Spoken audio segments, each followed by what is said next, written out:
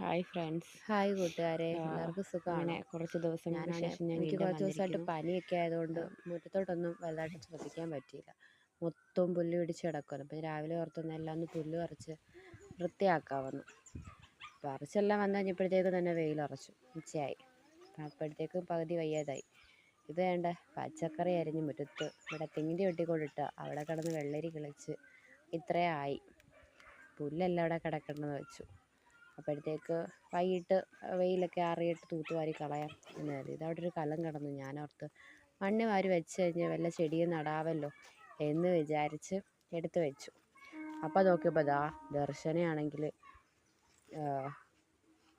മറ്റേ വെട്ടിയിട്ട കമ്പെല്ലാം കൂടെ കത്രിക വെച്ച് കട്ട് ചെയ്ത് അവിടെ എല്ലാം ഇടുന്നു. ഇതാണെങ്കിൽ ഞാൻ കൊണ്ടുവച്ച കുറേ ചെടികളാണ്. ബോൾസും ഒക്കെ ഉണ്ട്. ഇതുവരെ ഒന്നും പൂ പിടിച്ചില്ല. റോസായിലൊരു